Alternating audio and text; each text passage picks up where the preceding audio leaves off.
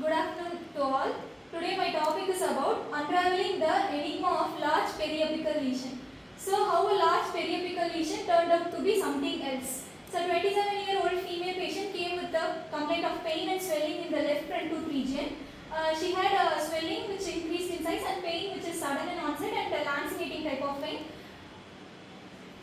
Extraoral findings showed a lymph node, solitary lymph node is noted in the left submandibular region, which is approximately 0.5 to 0.5 cm, which is tender on palpation.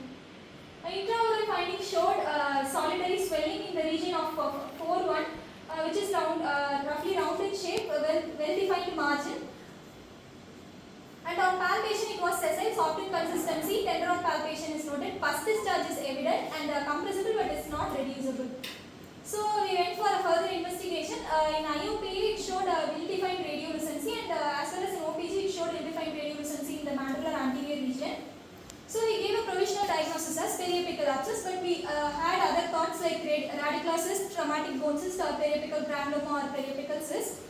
So when we came to pulp vitality test, a heat test and cold test showed possible response, that is the pulp is vital, but in electric pulp test it showed a delayed response.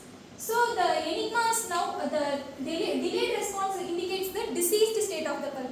That is, pulp is not fully vital or not fully non-vital, it is in a diseased state. In CBCT it showed hourglass appearance, superiorly it is smaller in size and inferiorly it is larger in size.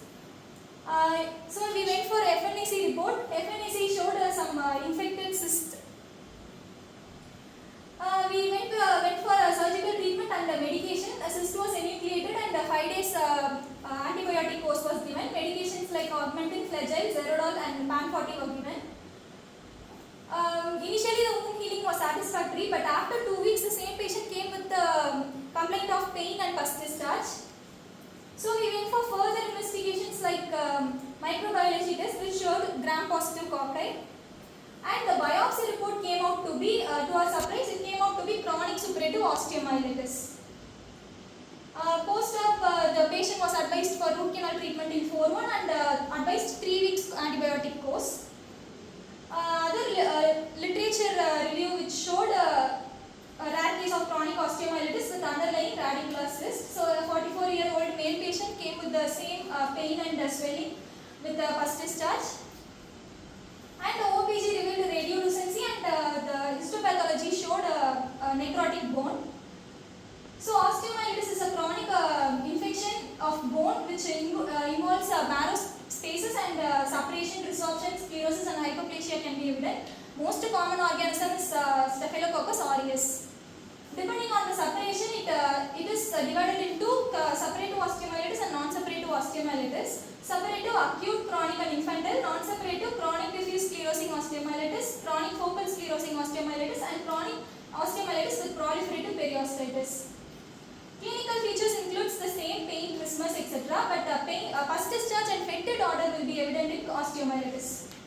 Histopathology showed medullary space filled with inflammatory exudate and the necrosis of bone will be evident in osteomyelitis. Radiographically it will be ill-defined radiolucency with the radioopacity, diffuse radioopacity and sclerotic changes of the bone marrow will be evident.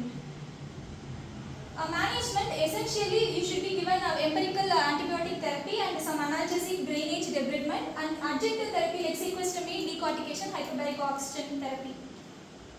So some advanced methodologies to identify or diagnosis of the infection includes MAL, TD, TOF, which is a matrix assisted laser desorption ionization time of flight, and SPE CT and multi-detector CT or the radiological investigation to find some pathologies. Treatment includes levofloxacin, which can